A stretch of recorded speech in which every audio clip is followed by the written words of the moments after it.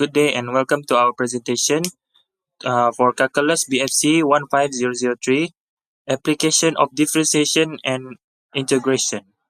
For our lecturer is Dr. Shahira binti Mansur. Section 1 for our group is Group 1. So this is our group members, consists of 3 members. There is Muhammad Adam bin Kamaruddin, Sean Ben Zagi Anari Meledodon, which is me, and Muhammad Firdaus Shami bin Sufyan. So let me introduce you to the meaning of calculus in this presentation. So calculus, throughout the fundamental concept of differentiation and integration, serve as a powerful analytical tool in modeling, interpreting, and solving real-world engineering problems. So differentiation allows for the study of rates of change, enabling the analysis of dynamic systems such as traffic flow, and hydrological variations. So second is integration. On the other hand, provides the means to quantify accumulated quantities such as total vehicle throughput, water volume, and fracture energy in materials. This project demonstrates the practical application of this principle in 3 distinct domains. First one is traffic engineering, second environmental hydrology, and last is material. So the first part of this report analyzed traffic data collected over 2 hours period at a specific location by applying differentiation. We examine how traffic density, speed, and volume change over time, identifying critical points that indicate congestions and flow patterns. The second part, we investigate that the water level fluctuations across 5 monitoring stations in Perlis, using calculus to determine the rate of change, extremes, and trends that inform flood risk and water resource management. The third part evaluates fracture energy using both analytical integration and numerical approximation comparing the accuracy and suitability of each method. Throughout this application, this project underscores the relevance of calculus in civil and environmental engineering, providing students with hands-on experience in translating theoretical mathematics into practical data-driven insights for infrastructure, safety, and material design. So I will be handling problem 1 that involves analyzing traffic flow data collected at a specific location in Parit Raja. So this is problem 1 that I will be handling. Our group is group 1, location is site A, that is in front of College Kemahiran Tinggi KKTM, Sri Gading. For the date that we choose is 5 January 2026. The time for off-peak is 10 a.m. to 12 p.m. and the place is Kluang, Batu Pahat. So as you can see here, we have provided the table for you to see. That is consists of time, density, average speed, and volume. So as you can see, this is the solution for problem 1. The first solution, which is we plotted the graph based on the table that is provided in the project instruction 2.1 to plot graph, which is we plotted 3 graphs. The first one is density versus time, second is average versus time, and third one is volume versus time. The data that we took is from the data provided in the project instructions.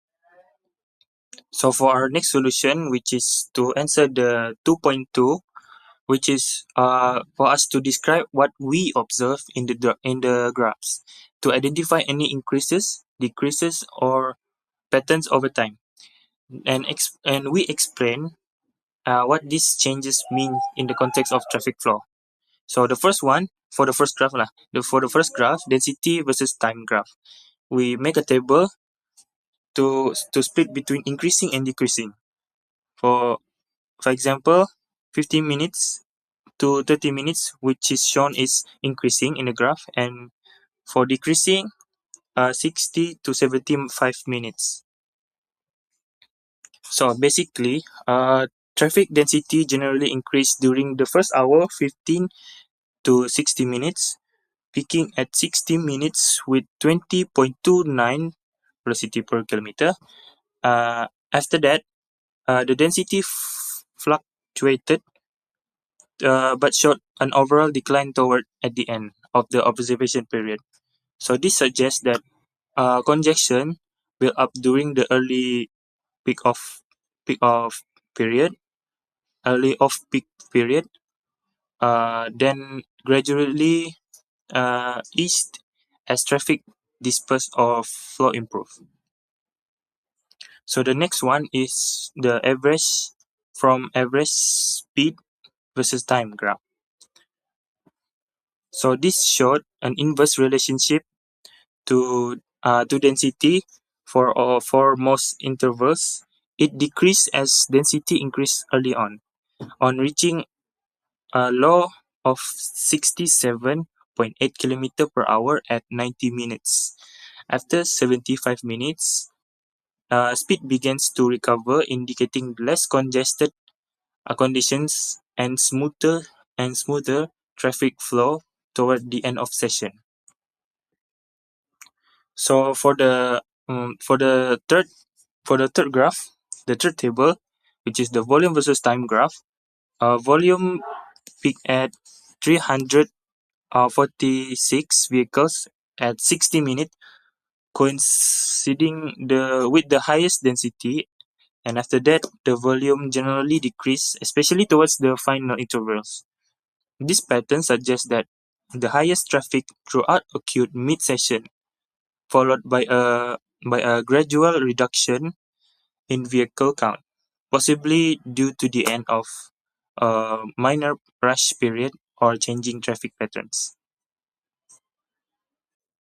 Okay, so for the next solution, to answer the 2.3, to compute the first derivative, to analyze how fast the traffic conditions change and interpret the result. So for the first three columns, for the first three columns, we took it from the table and put it in this table. And for the fourth column, which is we need to find D. So how to find D? Well, the D2 minus D1. For example, 17 for example for the first row from 15 to 30 minutes, 17.22 minus by 16.3, and we got the 0.92. So and for the rest of the column, rest of the row is the same calculations. So how can we find the rate of change? The rate of change, we have the value of D. So we need to divide it by time. So how can we get the time? The time we have, we use the time given, which is 15 to 30 minutes. We don't use 15, we don't use 30, but we minus the 30, minus 15. So we get the value, and D over time, we have the value of time that we just minus and calculate to become 0.61. That is the same for the rest of the row, and this is the value that we have throughout the period of time. The value of D is based on the every row of time we use. So for the rate of change of speed, which is ds over dt kilometer per hour per minute. So the calculation is still the same, but the value we need to find is different. Sc, we need to find Sc, which is S2 minus S1. The speed 2 minus speed 1. For example, 71.3 minus by 72.9, and we have negative 1.6. So we have the value of SC. That is the same calculation for the rest of the row. So to find the rate of change, still the same formula we use as the from the previous slide, which is the density over time. So SC, the value of SC, for example, negative 1.6, now 1.6 over the time which is we have the value for time interval is 50 minutes. So the rate of change for the first row is negative point zero point negative 0.106. That is the same for the rest of the row. So for the last solution for 2.3 is still the same. We need to find the rate of change of volume dv over dt vehicles per minute. So the time interval is still the same because it's the same for the other two graphs, but we need to find volume. How can we find volume? So for example, v2 minus v1. V2 for the first row 307 minus by 297, and we have the answer. The value for v for 15 minutes to 30 minutes is 10. The volume is 10. So the volume divided by 15, because 30 minus 15 for time interval, the period of time throughout the time is 50 minutes. So we have the rate of change for volume over km over minute. We have the value of 0.667. Okay, so for the next solution, which is 2.4, we need to identify and interpret the critical interpret the critical for maximum and minimum points for the first derivative. So for the first one, which is density critical points from the density versus time graph. So for the local maximum at the 60 minutes, where peak is 20.9 velocity per km, as the rate switches from positive to negative, indicating the highest congestion level during observation period. For the local minimum, which is t equals to 75 minutes, the density drops to the lowest is 19.45 velocity per kilometer as the rate changes from negative to positive, signaling a temporary easing of congestion. So for the second one, which is the speed critical points, kilometer per hour. For the local minimum, also at 60 minutes, the speed reaches at its lowest point for 68.2 kilometers per hour, as the rate changes from negative to positive, reflecting the slowest travel during high density period.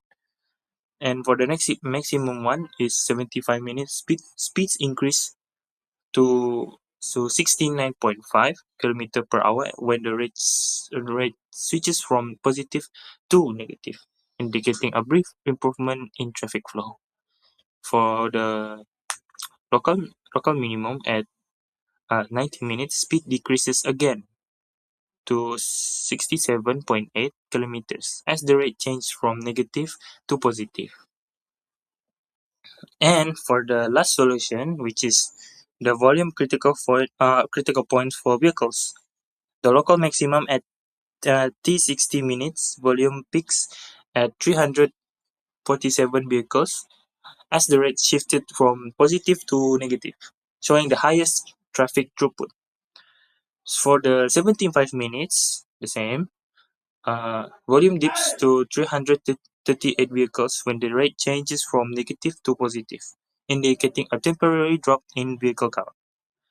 For maximum at 90 minutes, volume rises to 345 vehicles as the rate switches positive to negative, marking another period of high vehicle density volume. Okay, now so for the last solution, which is the 2.5, to compute the second derivative to measure the acceleration and interpret the result.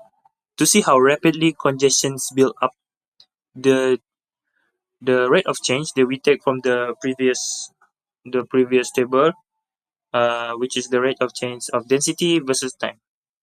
So 15 to 30 minutes, we have no interpretation, but the 30 to 45 minutes, we have the rate of change of 0.05, and differentiate again to get negative 0.0373, which is the same as the rest of the row.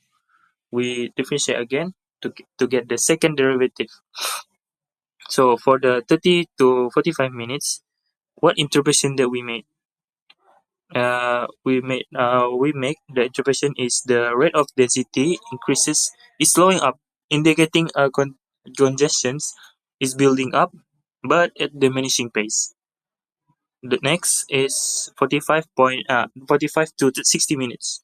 The rate of density is increase is the density increase is accelerating, meaning that the congestion building up more rapidly. 60 to 75 minutes, the rate of density increase is decelerating. Congestion is still increased, but starting to level off. 75 to 90 minutes, the rate of density increase very slightly, accelerating, suggesting a minor uptick in congestion growth. 90 to 105 minutes, the rate of density increase is accelerating, meaning that the traffic is clearing at a faster rate. So lastly is 105 to 120. The rate of density decrease is accelerating further, indicating that the traffic is dispersing rapidly. So for the second one is for the rate of change that we took from the speed versus time. So to see how quickly the speed is increasing or decreasing. So for the 30 to 45 minutes, the speed is decreasing, but the rate decrease is slowing down. 45 for the 45 to 60 minutes, the speed is decreased at an accelerating rate. So for the 60 to 75 minutes, the speed is decreasing, but the rate of decrease is slowing down. So for the 75 to 90 minutes, the speed is decreasing at a very slightly accelerating rate. So for the 90 to 105, the speed is increasing, but the rate of increase is accelerating. So for the last one is 105 to 120. The speed is increasing, but the rate of increase is slowing down. So last but not least is for the last question that we need to answer, which is to see how quickly the number of vehicles passing a point is increasing or decreasing. Let's find out. So the rate of change that we took from the table, volume versus time, and that rate we differentiate again to get the second derivative. So 30 to 45 minutes, the volume is increased.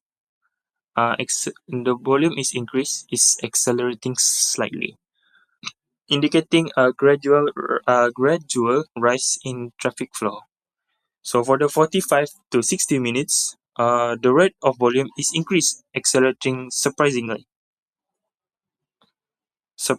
sharply, showing a rapid surge in traffic throughput. So for the 60 to 75 minutes, the rate of volume decrease is accelerating, meaning that the traffic flow is dropping quickly. So 75 to 90 minutes, the interpretation we make is the rate of volume is increase is accelerating again and indicating a recovery in traffic flow. So 90 to 105, the rate of volume is decrease is accelerating strongly, but showing a sharp decline in traffic throughput. And lastly is 105 to 120 minutes.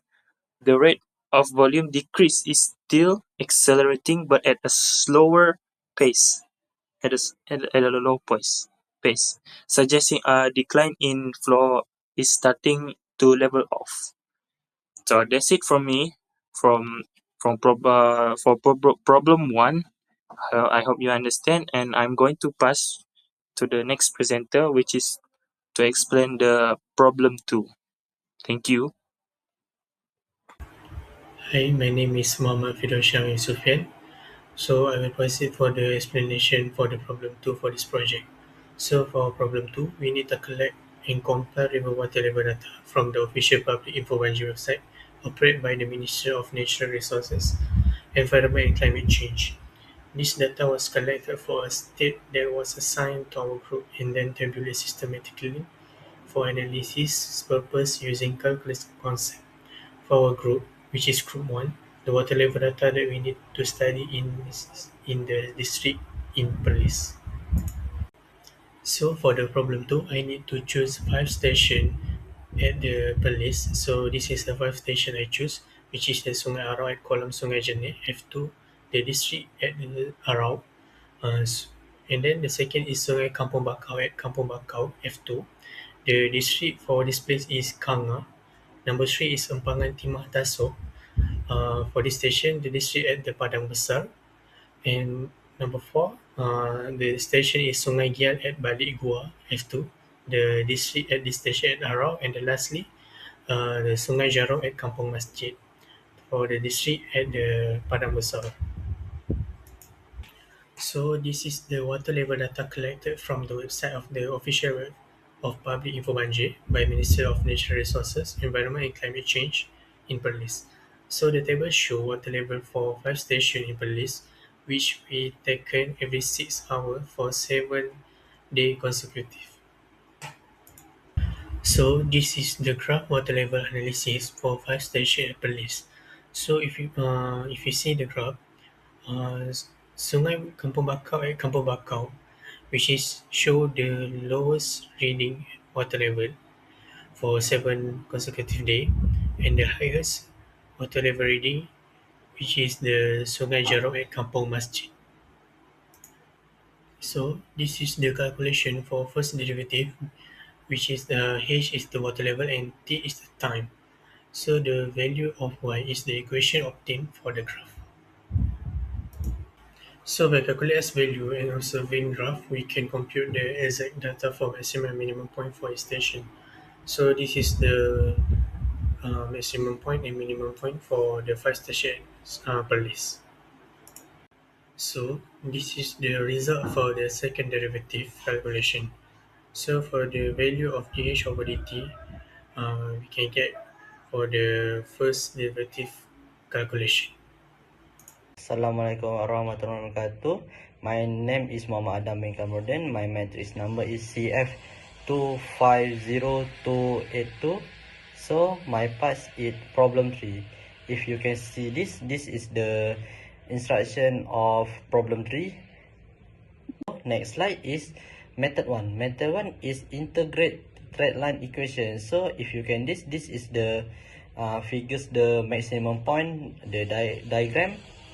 So y equal negative 766.99 x4 plus 305.72 x cube minus 22f826 x square plus 0.9878 x plus 0.00025. This is the y, and displacement is 0.2214 mm. This is the displacement maximum, and load maximum is 0.5798 kilonewton. So A equals 0.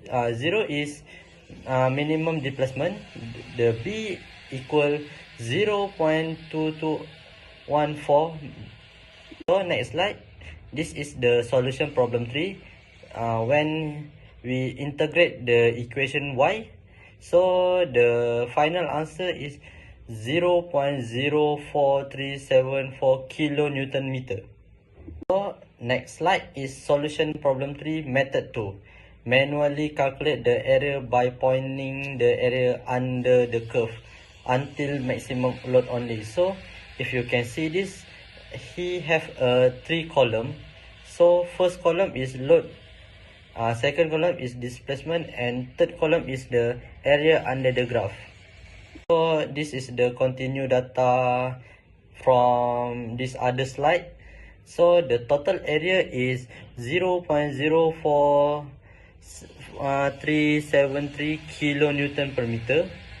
Next slide is solution problem 3. Solution formula trapezoid rules equal total area method is 0.04373 kilonewton per meter. So the total area between 0.0 to 0.221 equals 0.05436 kilonewton.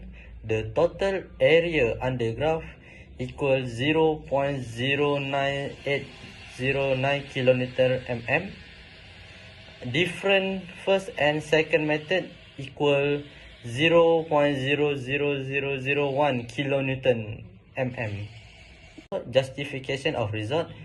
Both polynomial integrate method 1 and trapezoid rule method 2 produce near integral fractional energy value, confirm the reliability, while method 1 is efficiency and depend on the accuracy of the curve fit. Method 2 is more data given and preset for experimental measurement, and it calculate the area directly without mathematical submission. So the next slide is conclusion.